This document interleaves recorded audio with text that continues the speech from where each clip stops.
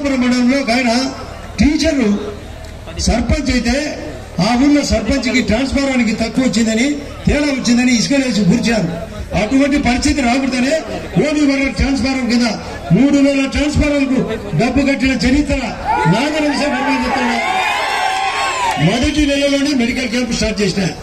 మరి ఎందుకు ఆరోగ్యం పెరగకుంటే ఎట్లా అని మెడికల్ స్టార్ట్ చేస్తే ఆ రోజు జేఎస్ రంజన్ ఒక ఆయన కలెక్టర్ వచ్చాడు. ఇంతకంటే ఎక్కువ సైన్యం ఇచ్చారు రోజు పేషెంట్. ఆ తర్వాత వరుసగా మెడికల్ క్యాంపులు 3 నామాలు ఒకటి అని 3 మామూలుగా 3 నామాలు పెడితే నేను ఈ తెలంగాణకు గర్వంగా ఉండాలనే ఉద్దేశంతో 111 మెడికల్ క్యాంపులు పెట్టాననేది తెలుసుకోండి. మీ ముఖానికి డాక్టర్ అట, వానికి చదువు వచ్చానట. ఆ చదువు రాదు, ఎక్కువ సర్టిఫికేట్ దొంగ సర్టిఫికేట్ తెచ్చుకుంటాడు. అసలు ఆసుపత్రికి పోయేది.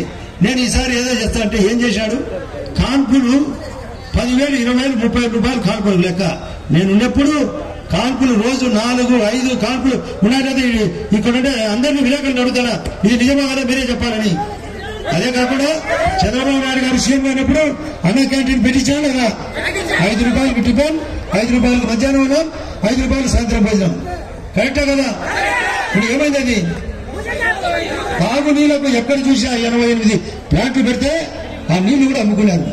నిన్న నేను అనుకోకుండా తాళపత్రుడికి ధర్మవరం నుంచి వచ్చినప్పుడు ఆగితే చెప్తారు మునగపోయిందట. అతలేక మునగలేక అందరూ పోయినారట. పోయిందని తాగునీళ్లు కూడా అందిలే, పక్కనే ఉన్నాయి నీళ్లు. అవి ఫిల్టర్ చేసి పంపించేదానికి ఎక్కడ పోయింది మీ బతుకు? వచ్చేటప్పుడు ఆ రోజు ఏ చంద్రబాబు నాయుడు గారు ఆధ్వర్యంలో నేను మంత్రిగా ఉన్నప్పుడు 6,70,000 కొత్త కొనుగోలు ఇప్పిస్తే మేమిస్తాం 10 లక్షలు, మేమిస్తాం 10 లక్షలని. ఏమిచ్చారు? జీవో ఇచ్చారు. ఏమిచ్చారంటే జీవో ఇచ్చారు. అంటే చల్లని జీవో ఇచ్చారు, చల్లని చెక్ ఇచ్చారు. నేను చెప్తున్నా వాళ్ళ గండికోట వాసులకు ఉండే వాళ్ళకు ఆ 10 లక్షలకు తోడు మరొక 1 లక్ష పెంచి 11 లక్షలు ఇప్పించే బాధ్యత. అది కాకుండా వాళ్ళ వసతులన్నీ కల్పించే బాధ్యత నాది. స్టీల్ ఫ్యాక్టరీ పక్కనే, స్టీల్ ఫ్యాక్టరీకి తోడు మీరు ఒకటే స్టీల్ ఫ్యాక్టరీ చెప్తున్నారు. గాలి జనార్దన్ రెడ్డి గారు తిరిగి బీజేపీలో చేరినాడు కాబట్టి ఆ బ్రాహ్మణి బతుకుతాని ఈ ఖనిజం యొక్క స్టీల్ ఫ్యాక్టరీ 2 స్టీల్ ఫ్యాక్టరీలు కూడా ఇప్పించే బాధ్యత నాదని సమన్వయం చేస్తున్నా. అదే కాకుండా సిమెంట్ ఫ్యాక్టరీలు ఆ పక్కన నేను ఆ రోజు ఉన్నప్పుడు ఏసీసీ సిమెంట్ ఇప్పిస్తామంటే మధ్యలో పుల్ల చెక్కినారు. ఆ రోజు ఆ భారతీయ సిమెంట్ ఏమో వాళ్ళ, కానీ ఇక్కడ ఈసీ సిమెంట్ మాత్రం రాకూడదు.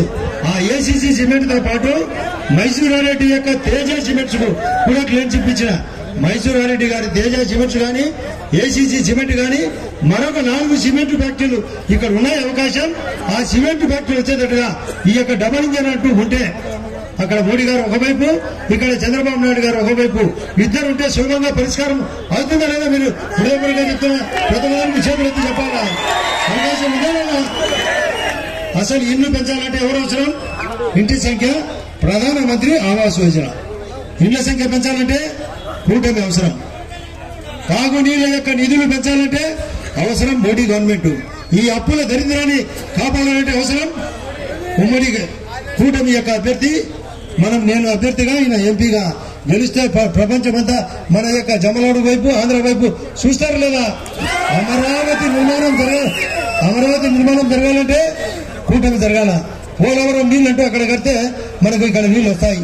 కాబట్టి పోలవరం పూర్తి కావాలనే ముఖ్యమంత్రి గారు చంద్రబాబు నాయుడు గారు ప్రధానమంత్రి 3వ స్థానం. ఒకటి అందరినీ అడుగుతున్నా, 3వసారి ప్రధానమంత్రి అయ్యేదానికి ఎక్కడన్నా అడ్డముందా? నేను మీకు సింపుల్ గా చెప్తాను, లాంగ్వేజ్ సింపుల్ గా. ఇక్కడ 543 సీట్లు 3 భాగాలు చేస్తే 121, 121, 121, 362 సీట్లు వస్తాయి. మీరు రాసుకోండి. తక్కువ వస్తే మేము రాజకీయాల్లో సాధించుకుంటాం. అంటే 2 భాగాలు వస్తాయి లేదా?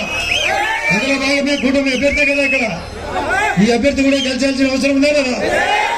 రెండోది, ఇక్కడ 175 అసెంబ్లీలు, 175 అసెంబ్లీలో 3 భాగాలు చేస్తే 58, 59, 59, 258, 116 ఎమ్మెల్యే అభ్యర్థులు వచ్చే పరిస్థితి ఉందా లేదా ఇక్కడ? కాబట్టి 116లో నేను ఒకటి, 161 వరకు పోతుంది. 161 పోతుంది. సార్కు 101, నాకు 161 వస్తాయని ఆ సార్ తెలుసుకోవడంలా. కారణం పరిస్థితులు అన్ని దానికి అగ్గి పెట్టాడు. నేను సింపుల్ గా చెప్తాడా. అమరావతి ఏమైందంటే అమరావతికి అగ్గి పెట్టాడు. పోలవరం ఏమైందంటే పొగ పెట్టాడు. రోడ్లు ఏమైనా అంటే ఏదో ఒకనాడు స్టేట్మెంట్ ఇచ్చినాడు. అద్దాల్లాగా రోడ్లట. ఏం ఎట్టున్నారంటే పగిలిన అద్దాల రోడ్లు. అద్దాలు లాంటి రోడ్లను ఏం చేశాడు? పగిలిన అద్దాలు చేశాడు. మన హెల్త్ ఏం చేశాడు? ఆరోగ్యం అనారోగ్యానికి గురైంది. కరోనా వచ్చింది, ఏమైందంటే కరోనా పట్టించుకున్నాడా? ఎవరైనా ఇక్కడ కరోనా పేషెంట్లను ఈ జగన్మోహన్ రెడ్డి ప్రభుత్వంలో కరోనా పేషెంట్లు బాగుపడారా? నేనైతే సింపుల్ గా చెప్పేమాట, కరోనా కంటే జరోనా ప్రమాదం. ఎవరా జరోనా? జగన్మోహన్ రెడ్డి పేరే జరోనా. సార్ ఎవరు అంటే ఇసుకేం లేదు. సార్లు ఎవరు అంటే సుధీరనా? యా ఊర్లో సార్లే, పొదుటూరులో రాచమల్లి ప్రసాద్ రెడ్డి, మైదుగుల్లో రఘురామిరెడ్డి, యా ఊర్లో ఆ ఊర్లో అసలు డబ్బు కట్టేదిలే. ఇప్పుడు నేను నిన్న చూసా అక్కడ ఏటూరులో, నిన్న కూడా స్టార్ట్ చేశారు. ఇక్కడ పెనాలు ఉన్నాయి, అన్ని చోట్ల ఉండే టిప్పర్లు. ఏమనంటే రుణాలు ఆపుతారు, రుణాలు మళ్ళీ ఇడుచారు. ఎందుకంటే సార్ కట్టే కమిషన్ ఇక్కడ నుంచి. అదే కాకుండా ఎర్రచందనం మొన్ననే వచ్చింది సినిమా పుష్ప అని. ఎర్రచందనం అనే పుష్ప ఎవరు? అది జగన్ రెడ్డి. అప్పుల రాజు ఎవరు అంటే జగన్మోహన్ రెడ్డి. బటన్ నొక్కినాడు, తినేది బటర్ తింటాడు. ఇంకా సులభంగా చెప్తే మామూలుగా పెరుగును గ్రైండర్లు వచ్చే ఇటు తిప్పితే రోజేపుంటే పైన బటర్ పైకి వచ్చాది, కింద నీళ్లు వచ్చాయి. మజ్జిగలో నీళ్లు పోసడం, అందరికి పోసడం. నేను నొక్కినాడు. తినేది నువ్వు తినేది చెప్పాలి కదా. తినేది బటర్ అంటే వెన్న తింటాడు మహానుభావుడు. రాష్ట్రాన్ని సున్నా చేశాడు.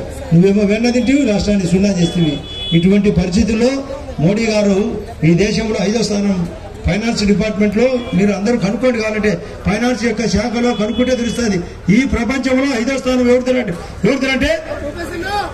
భారతదేశం. 5వ స్థానం ఎవరుతారంటే భారతదేశం. అది 3వ స్థానానికి ప్రయత్నం. అది కాకుండా నేషనల్ హైవేలు పెరగాలనే ఎవరు అవసరం అంటే మోడీ ప్రభుత్వం అవసరం. అదే కాకుండా మిలిటరీ పటిష్టంగా ఉండాలంటే అవసరం మోడీ ప్రభుత్వం అవసరం. అది కాకుండా సాగునీటి ప్రాజెక్టు పెరగాలంటే అవసరం మోడీ ప్రభుత్వం. కరెంటు మొన్ననే ఒకటి ప్రకటన చేశాడు. శ్రీరామరాజ్యం ఒకటేసారి స్థాపన జనవరి 22. ఆ రోజు చెప్పిన ప్రకారం అసలు ఆయన రఘురామ వంశం. ఎవరు? సూర్యుడి వంశం రఘురాముడు. కాబట్టి ఆ సూర్య వంశానికి తగ్గట్టుగా పైన అన్నిటికీ సోదర పథకాలు పెట్టి 75,000 రూపాయలు ఒకరికి ఫ్రీగా ఇచ్చి మిగతా 1 కోటి కుటుంబాలకు ఆ విధంగా శిలా పథకాలు ఇస్తే అయ్యే ఖర్చు 75,000 కోట్లు. మన బడ్జెట్ కంటే ఎక్కువ ఒక్కటే పథకాన్ని ప్రకటించాడు. భవిష్యత్తులో 20 కోట్ల కుటుంబాలకు అంటే 15 లక్షల శిలా పథకాలకు అంటే పైన సూర్య పథకాలకు అవసరం లేదంటే ప్రభుత్వం ఏ ప్రభుత్వం ఉండాలా? మోడీ ఉండాలి. కాబట్టి మోడీ ప్రభుత్వం ఎన్ని రకాలుగానే కొత్త ఆలోచనలు. మీకు ఎవరికి చాలా మందికి తెలియదు. ఆరోగ్యానికి 5 లక్షల ఒక్కొక్కరికి ఆయుష్మాన్ భారత్ కార్డు 5 లక్షలు ఒక్కొక్కరికి రావాలంటే అవసరం మోడీ ప్రభుత్వం. ఈ జగన్ రెడ్డి ఏం చేశాడు? ఆ కార్డును తొక్కినాడు.